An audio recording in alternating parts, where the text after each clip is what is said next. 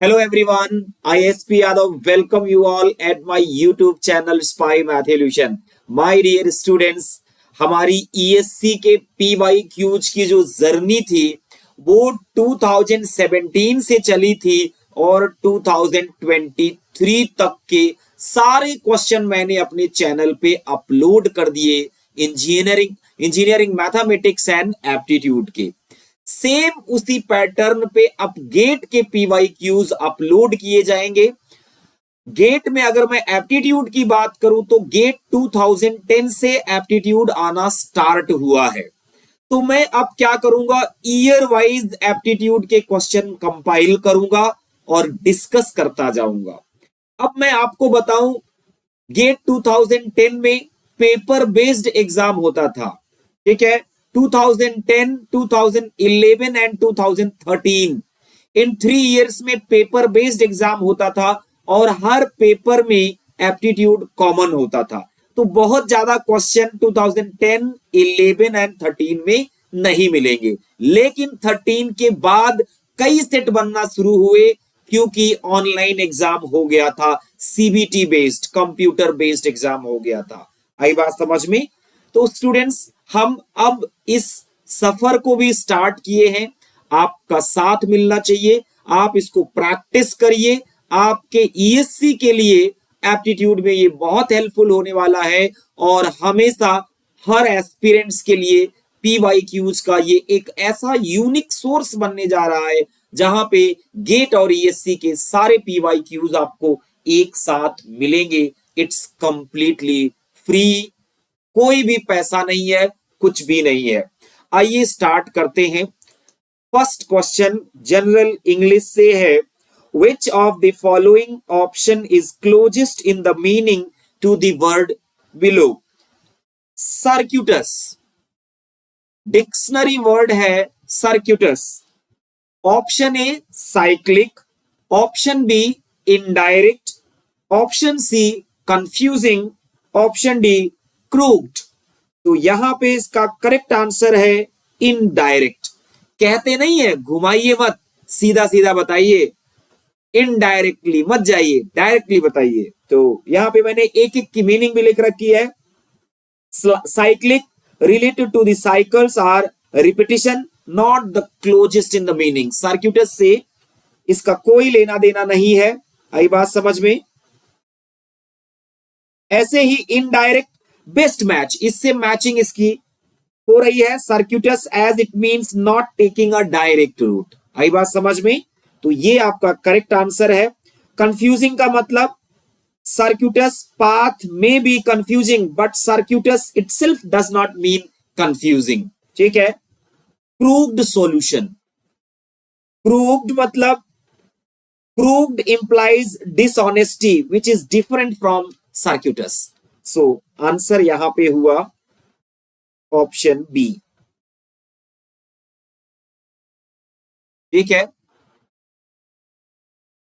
Next general English से ही question है, आपने उसमें देखा होगा, मतलब 2 वर्ड्स दिए होते हैं, उनमें जो रिलेशन होगा वही रिलेशन बाकी 2 वर्ड दिए जाएंगे उसमें भी आपको निकालना होगा। आई बात समझ में? लॉजिकल डिडक्शन करना होगा।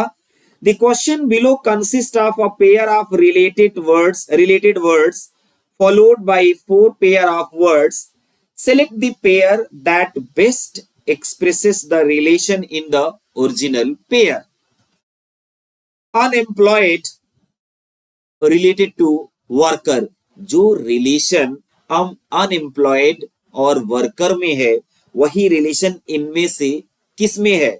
Fellow, land, unaware, sleeper, wit, gesture, renovated, house.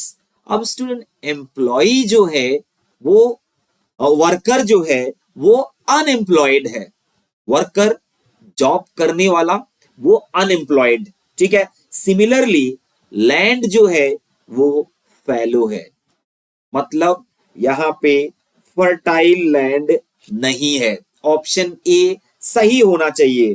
Unemployed, someone without a job, worker, someone who has a job and works, this relationship implies a contrast और समवॉट अपोजिट मीनिंग। आई बात समझ में? Worker का काम क्या होता है? काम करना, और यहां पे अनएम्प्लॉयड, काम नहीं है, वो अनएम्प्लॉयड है। फैलो, अनकल्टिवेटेड लैंड, लेफ्ट और रिगेन फर्टिलिटी। अगर आपको याद हो परती, अगर किसी को मालूम हो शुद्ध हिंदी, परती जमीन जिसमें कुछ भी उपजाऊ ना हो, छोड़ी गई हो लैंड, लैंड typically cultivated.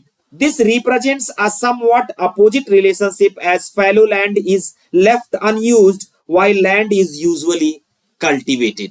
तो जो रिलेशन अनएम्प्लॉयड एंड वर्कर का है वही फैलो एंड लैंड का है। ठीक है। अनअवेयर मतलब यहां पे स्टूडेंट स्लीपर दिया गया है, अनअवेयर, अनअवेयर का स्लीपर से, a sleeper is often unaware. This is not an opposite relationship but rather a related one. भाई जो सोया होगा वो अनअवेयर होगा, यहां अपोजिट मीनिंग नहीं है। ठीक है, तो ये तो ऑप्शन ए सही है, ऑप्शन बी रॉन्ग है। विट मतलब क्लेवर, ह्यूमर और verbal ingenuity. Jester a clown और जोकर। आई बात समझ में? A jester is witty meaning the relationship is associative not contrasting. ठीक है, तो ये भी इनकरेक्ट है। Option D renovated, made brighter, better और इंप्रूव्ड। रेनोवेशन सबको मालूम है। House something that can be renovated, this is a cause effect और action object relationship, not an opposite one. तो केवल ऑप्शन ए में जो रिलेशन दिया गया था अनएम्प्लॉयड एंड वर्कर का, वही ऑप्शन ए में है, अदरवाइज किसी में नहीं है। Option A. ठीक है। Choose the most appropriate word from the options given below to complete the following sentence. If we manage to dash our natural resources, we would leave a better planet for our children. बहुत आसान है, यहां दिखाई दे रहा है option D सही होगा, conserve. ठीक है, if we manage to conserve our natural resources, we should leave a better planet for our children. Uphold means to support or maintain a principle not quite suitable here. Restrain means to hold back or limit which does not fit the context. Cherish means to value or appreciate, but it does not convey the idea of preserving resources. Conserve means to protect and use resources wisely, which fits perfectly. तो इसमें मैं बहुत ज्यादा explain नहीं कर पाऊंगा, जितनी English आपको आती है उससे कम ही मुझे आती होगी। अब क्वेश्चन इसमें ही पूछे जाते हैं, तो इसका आंसर मैं आपको यहां प्रोवाइड कर दे रहा हूं। Answer D. आगे देखते हैं। Choose the most appropriate word from the options given below to complete the following sentences. His rather casual remarks on politics dash his lack of seriousness about the subject. Masked, bullied, betrayed, suppressed. जिसको थोड़ी भी English आती होगी वो यहां पे बता देगा betrayed। देखिए मैंने एक एक की मीनिंग दी है। The sentence suggests that his casual remarks revealed his lack of seriousness about politics. Let's analyze the options. Masked means to hide or cover up, which is the opposite of what the sentence implies. तो ये option correct नहीं है। अगला देखिए, Belied का मतलब means to give a false impression or contradict, which doesn't fit well here. ये भी इनकरेक्ट है। Betrayed means to unintentionally reveal something hidden which fits perfectly. आई बात समझ में? आ गए फ्लो में राजनेता जी बोलते बोलते और सब कुछ बिट्रे कर दिया। आई बात समझ में? सप्रेस्ड का मतलब means to restrain or hold back, which is incorrect here. So answer is C. आपके साथ साथ मेरी भी इंग्लिश की पढ़ाई हो जा रही है। आइए आप चलते हैं स्टूडेंट्स, यहाँ पे क्वेश्चन दिया गया है एप्टीट्यूड का। 25 persons are in a room. 15 of them play hockey, 17 of them play football, and 10 of them play both hockey and football. Then the number of persons playing neither hockey nor football is very simple question. How many persons are in the room? Total 25. Correct. This is universal set. 15 of them play hockey. Hockey, football. 15 of them play hockey, 17 of them play football and 10 of them play both hockey and football. मैं common से fill करना शुरू करता हूं. 10 play hockey and football common area में. Now come to the hockey. 15 play hockey, मतलब पूरे hockey के सर्कल में 15 होना चाहिए. 10 तो ऑलरेडी फिल है, यहां 5. करेक्ट. फुटबॉल के सर्कल में टोटल 17 होने चाहिए. 10 ऑलरेडी फिल कर दिए गए, यहां पे 7. ठीक है. अब टोटल कितना हो गया? 10 प्लस 5 15 प्लस 7 22. टोटल 25 होना चाहिए, तो यहां कितने आए? 3. Neither play hockey nor football. Option D is right. बहुत इजीली क्वेश्चन सॉल्व हो गया एक लाइन में. आगे चलिए. ये स्टूडेंट्स बड़ा कंफ्यूजिंग क्वेश्चन पूछा गया था. पहले हम पैराग्राफ को पढ़ते हैं. Modern warfare has changed from large scale clashes of armies to suppression of civilian populations. Chemical agents that do their work silently appear to be suited to such warfare, and regretfully there exist people in military establishments who think that chemical agents are useful fools for their cause. Which of the following statement best sums up the meaning of above passage? Modern warfare has resulted in civil strife. Chemical agents are useful in modern warfare.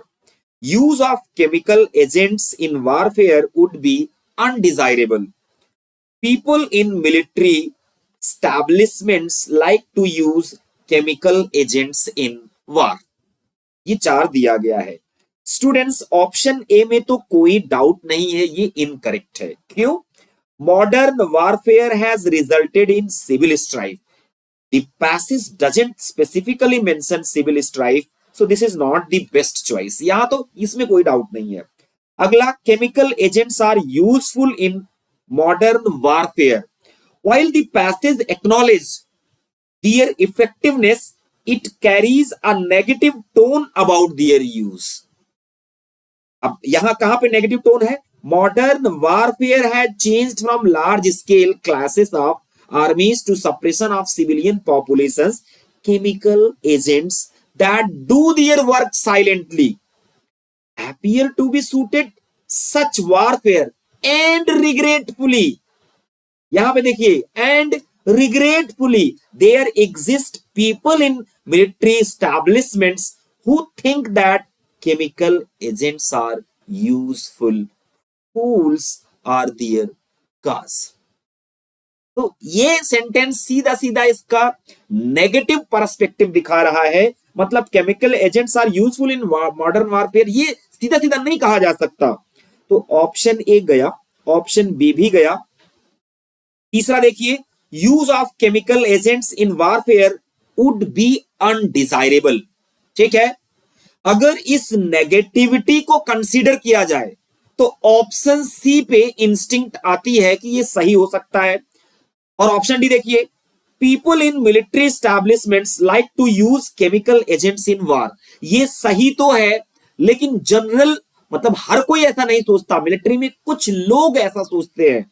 अब हमें सी और D में से choose करना बहुत मुश्किल हो रहा है. मेरे हिसाब से स्टूडेंट्स ऑप्शन डी सही होना चाहिए, लेकिन मैं सी को भी 100% डिनाई नहीं करूंगा, क्योंकि नेगेटिव पर्सपेक्टिव अगर इस सेंटेंस का देखें जिसको मैंने अंडरलाइन किया है, तो कहीं ना कहीं सी भी सही है, लेकिन बेस्ट चॉइस हमें चूज करनी होती है, तो बेस्ट चॉइस इस पैसेज से ऑप्शन डी निकल के आता है। आते हैं स्टूडेंट्स नेक्स्ट क्वेश्चन में।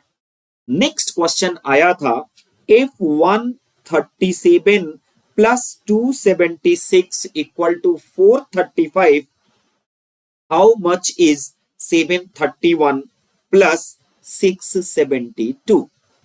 कुछ बच्चे ऐसा सोचते हैं कि वहां यहां 137 दिया गया, फिर यहां 276 दिया गया, और यहां आया answer 435।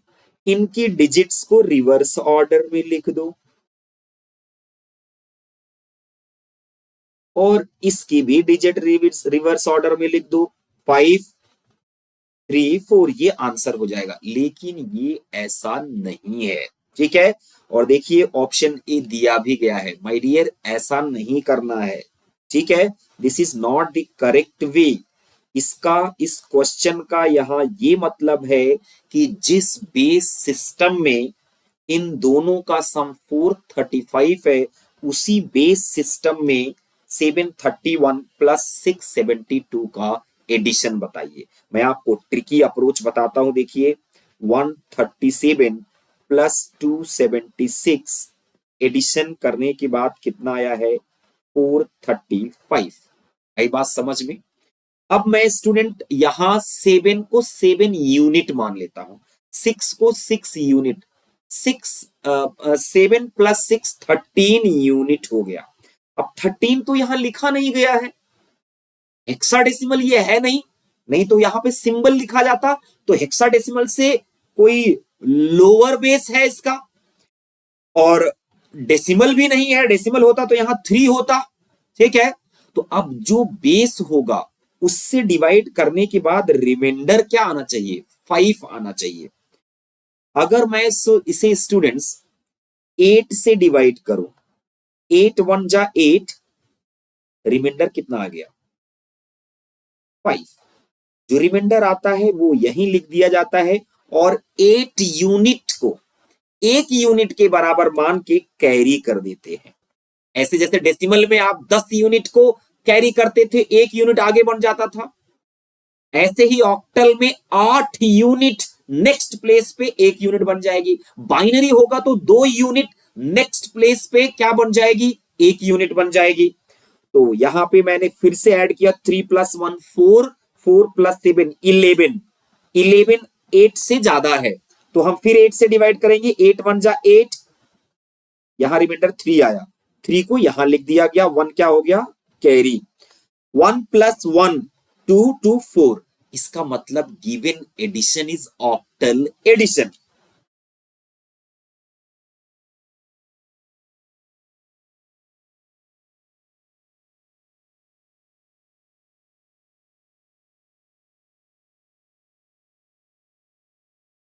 Given addition is octal addition.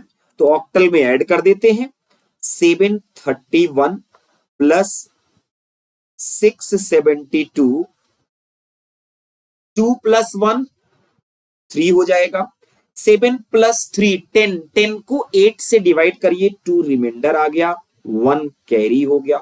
7 plus 1 8, 8 plus 6 14, 14 को आप 8 से डिवाइड करिए, कितना आ गया भाई, आपने इसको ऐड किया और आया आपका 14, 14 को 8 से डिवाइड करिए। आई बात समझ में।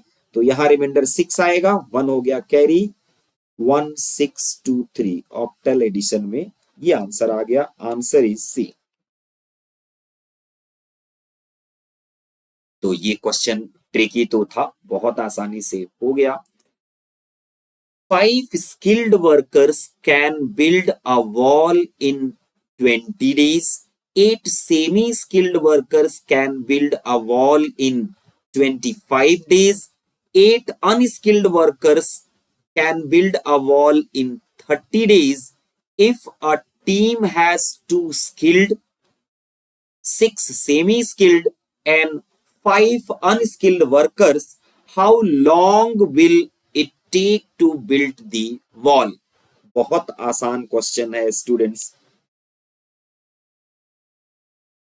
जरा देखिए यहां पे क्या किया गया है। 5 skilled workers, 5 skilled workers, 20 days work is 1। 5 skilled worker का 20 डेज का काम कितना है? 5 skilled worker can build a wall in 20 days, 1 है। कंप्लीट काम को मैंने 1 मान लिया। तो 1 स्किल्ड वर्कर्स 1 डेज वर्क कितना हो जाएगा?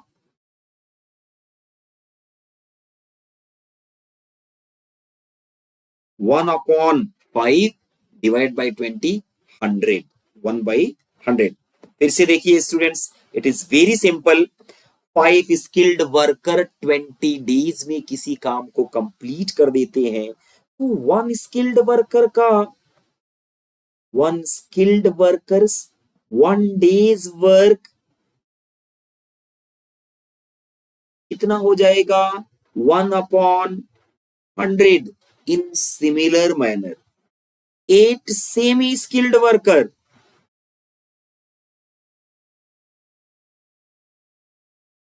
1 डेज वर्क, ये कितना हो जाएगा? 1/, sir 8 semi skilled worker can build a wall in 25 days, तो 1 डिवाइडेड बाई 8 इंटू 25, 200। ठीक है। सेम तरीके से ये 8 का दिया गया, 1 का है, ये 1 सेमी स्किल्ड वर्कर्स, 1 का निकालना है ना, 8 का दिया गया था। सिमिलरली 1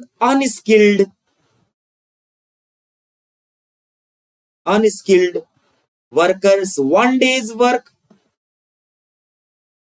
ये कितना हो जाएगा? 1/300। आई बात समझ में? नाउ माय डियर स्टूडेंट्स, आपसे पूछ रहा है टाइम कितना लगेगा। If a team has 2 skilled workers, 2 skilled worker हैं, तो एक दिन में कितना कर डालेंगे स्टूडेंट्स? 1/100 प्लस 6 सेमी स्किल्ड है, तो एक दिन में कितना कर डालेंगे? 1/200 प्लस आपके पास 5 अनस्किल्ड है, तो एक दिन में कितना कर डालेंगे? 300। मान लीजिए काम जो है डी डेज तक चला, तो टोटल काम कितना हो जाएगा? Into D. टोटल काम आपके पास है कितना? 1। डी कैलकुलेट कर लीजिए। आई बात समझ में? डी कैलकुलेट कर लीजिए।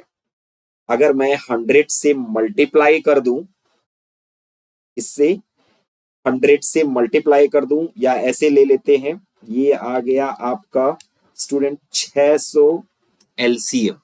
ठीक है, तो यहां कितना हो जाएगा? 12, यहां कितना हो जाएगा? 18, यहां कितना हो जाएगा? 2, 10 into D equal to 1। Correct. So D equal to 600 divided by 18 और 12, 30, कितना हो गया? 18, 30, 30, 10, 40 कैंसिल हो गया, 15 चौको 60। Option D is right.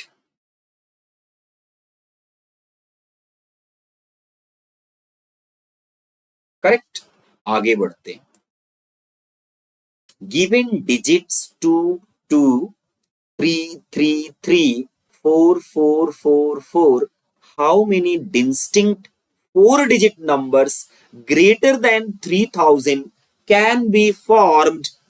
Option A 50, option B 51, option C 52, option D 54। Students यहां पे जो डिजिट जितनी बार दी है, रिपीटिशन उतनी बार ही अलाउड है, और हमें नंबर 4 डिजिट की बनानी है। 1, 2, 3, 4। मेरा मतलब 4 आप 4 टाइम्स यूज कर सकते हो, बट 3 टाइम्स यूज किया जा सकता है, टू टाइम्स यूज किया जा सकता है। रिस्ट्रिक्टेड रिपीटिशन है। क्या है? Restricted repetition. अब देखिए यहां पे इस प्लेस पे नंबर को 3000 से ग्रेटर बनाना है, तो मैं 3 या 4 ही फिल कर सकता हूं। Means this place can be filled in 2 ways and this place can be filled in 2, 3 and 4। मैं 2 भी फिल कर सकता हूं, 3 भी फिल कर सकता हूं, 4 भी। कितने तरीके से? 3 ways and next place can be filled by 2, by 3, by 4. Again 3 ways. This place also can be filled in 3 ways by 2, 3 and 4. आई बात समझ में? अभी स्टूडेंट्स टोटल कितना हो गया? 2 3 जा 6, 6 3 जा 18, 54. But 54 is not the correct answer. Maximum बच्चे यही करके आए थे, है ना? अब दिखाता हूं आपको। आपने स्टूडेंट यहां पे 3 अलाउ किया है, यहां भी 3 अलाउ किया है, यहां भी 3 अलाउ किया है, यहां भी 3 अलाउ किया है। एक नंबर 3 3 3 3 3 बनेगी, विच इज नॉट अलाउड, क्योंकि मैक्सिमम नंबर ऑफ टाइम्स आप 3 को 3 टाइम्स ही अलाउ कर सकते हो। Not possible.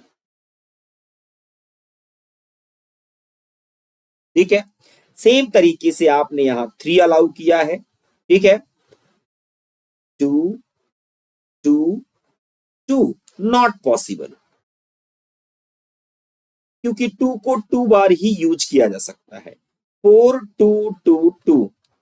तो जब भी रिस्ट्रिक्टेड रिपीटिशन का क्वेश्चन आता है, आपको वायलेशन देखना पड़ता है। कहां वायलेशन हो रहा है? जहां भी वायलेशन होगा उसे माइनस करना पड़ेगा। सो total numbers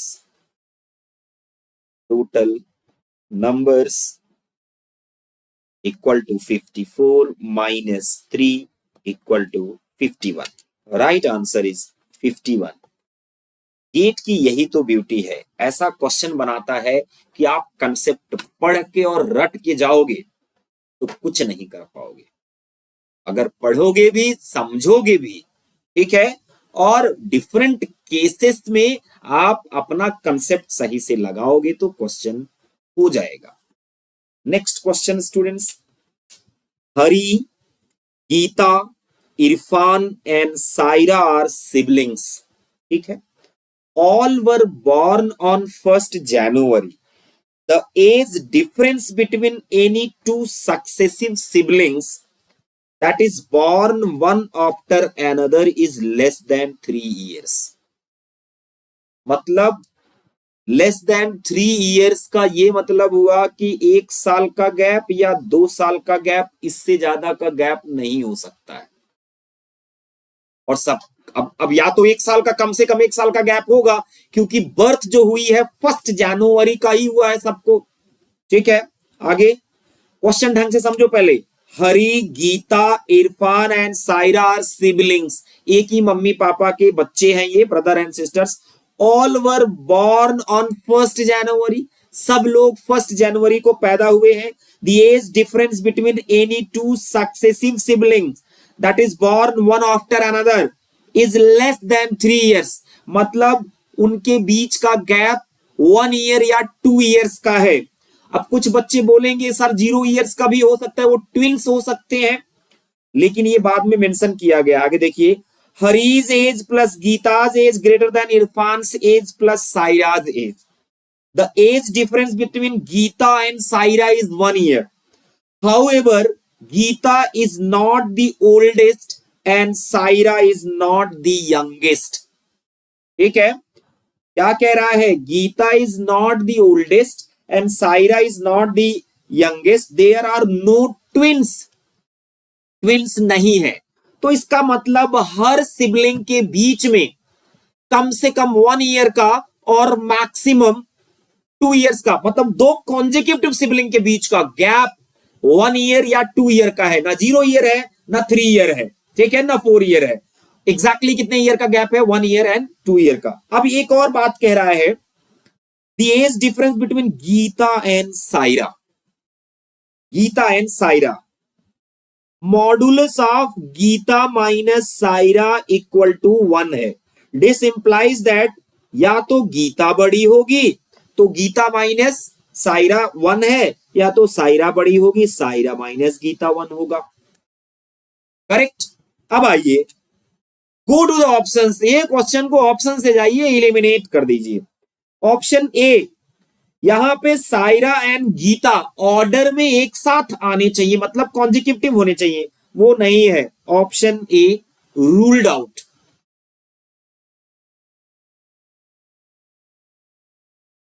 ये ऑप्शन सही नहीं हो सकता। मैं हमेशा ट्रिकी अप्रोच बताता हूं, एप्टीट्यूड में बहुत सारे क्वेश्चन ट्रिकी अप्रोच से बन जाते हैं। अब इसमें स्टूडेंट सायरा बड़ी है। ऑप्शन बी पे आइए। ऑप्शन बी, सायरा बड़ी है।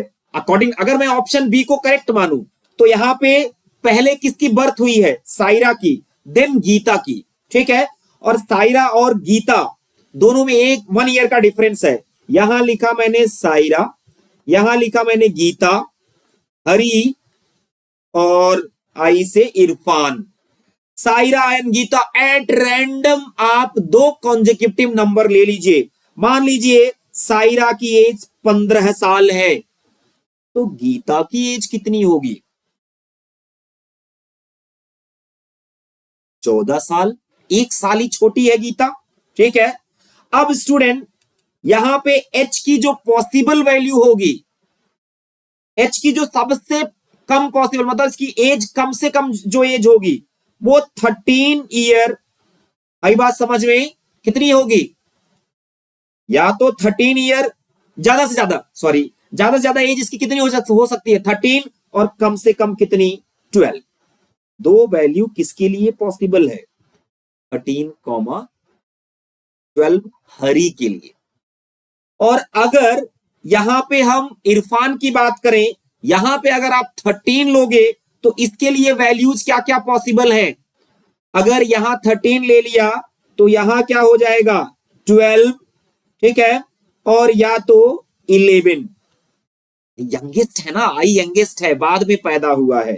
ठीक है, और अगर हमने 12 ले लिया तो इसका 11 हो सकता है और 10। ये 3 पॉसिबिलिटी इसके लिए होगी। अब जरा कंडीशन देखिए, क्या ये हो सकता है? हरी, हरी की एज प्लस गीता की एज 14 है, greater than Irfan age plus Saira 15। यही बात समझ में? अब मैं स्टूडेंट्स हरी की वैल्यू 13 मैक्सिमम वाली ले लेता हूं। 13 प्लस 14 ग्रेटर देन 15। क्या ये पॉसिबल है? 13 एंड 14 27 आ गया। 15 में अगर मैं यहां पे स्टूडेंट 12 लेता हूं तो ये भी 27 होगा, नहीं पॉसिबल होगा। लेकिन 11 या फिर 10 ले लूं तो पॉसिबल होगा, 2 वैल्यू के लिए। तो ऑप्शन बी तो भाई देखो पॉसिबल है, कहीं से इसका वायलेशन नहीं हो रहा है। ठीक है, 2 केस में पॉसिबल है, इसकी कई सारी वैल्यूज मैं लेके कर सकता हूं। आई की वैल्यू 10 ले सकते हो, आई की वैल्यू 11 ले सकते हो, और यहां पे जो दूसरी वैल्यू हमने एच की ली वो 13 ले सकता हूं। 12 लेके 10 के साथ भी कॉम्बिनेशन ले सकता हूं। तो बी पॉसिबल है। जरा सी देखते हैं, क्या सी पॉसिबल है? सी, नेक्स्ट पेज पे चलते हैं। I G S H, option number C. बेटा यहां पे जी बड़ा है, G minus S equal to 1 है। कौन बड़ा हो गया? जी बड़ा हो गया। तो हम ले लेते हैं इसकी वैल्यू एट रैंडम, आप उठाओ, जी की वैल्यू ले लो 14, तो ये 13 होगा। अब कंडीशन वही फिर से सेटिस्फाई करा के देखो, और देखो क्या किसी भी वैल्यू के लिए पॉसिबल होगा। हरी प्लस गीता, हरी प्लस गीता 14 ले चुके हैं, greater than Irfan plus Saira, Irfan plus 13। Correct. अब स्टूडेंट्स जरा देखिए, हमें इसको आई को कम से कम करना है, ठीक है, कम से कम करना है क्योंकि ये बड़ा करना है। अब इसकी वैल्यू जो है बहुत ज्यादा से ज्यादा इरफान गीता से 2 साल छोटा हो सकता है, मतलब मिनिमम इसकी बड़ा क्योंकि इरफान पहले आया है ना, तो इसकी मिनिमम वैल्यू क्या हो सकती है 15, और एक वैल्यू और क्या हो सकती है 16। तो मिनिमम वैल्यू इरफान की कितना हो सकती है 15। इरफान की मिनिमम वैल्यू कितना हो सकती है 15। 15 प्लस 13, ये मिनिमम वैल्यू आ गया 28। इसके पास मेरे पास 14 तो ऑलरेडी है।